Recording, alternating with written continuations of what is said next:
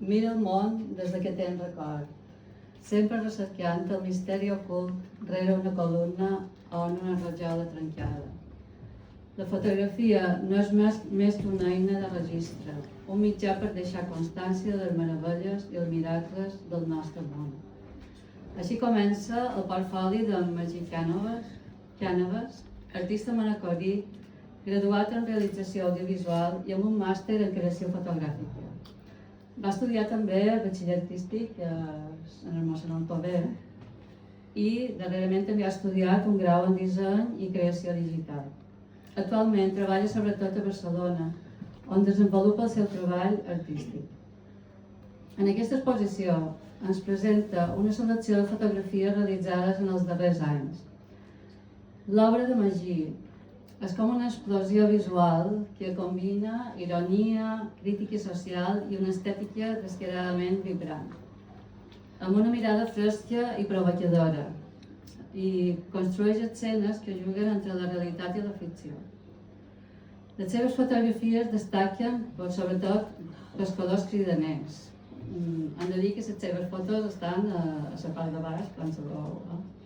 I les composicions són molt exagerades i tenen presència de personatges extravagants que apareixen com a sorgits d'un univers pop i surrealista. Però darrere d'aquesta aparença festiva hi ha com una reflexió sobre el turisme de masses, el consum d'imatges i la transformació dels territoris en escenaris artificials pensats per ser consumits ràpidament. Però Magí no només captura imatges, crea atmosferes incòmodes i fascinants que conviden l'espectador a qüestionar la relació entre identitat, territori i espectacle. Una proposta contemporània, atrevida i plena d'energia visual que confirma la veu d'un artista emergent amb una mirada pròpia i radicalment actual.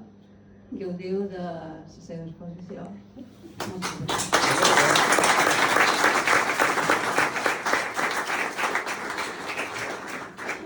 Bueno, jo no tinc massa a dir, la veritat. Tampoc som massa xerraire. Llavors, moltíssimes gràcies a tots. Espero que vos agradin i que gaudigueu de les meves imatges.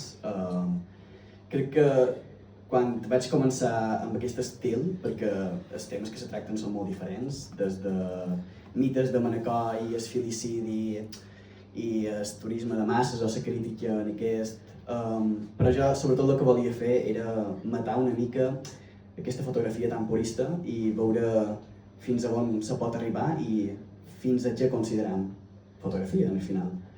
Els nous mitjans digitals i la intel·ligència artificial, les fake news, volia posar una mica a prova els límits d'aquesta realitat que tots donem per suposada. Moltes gràcies.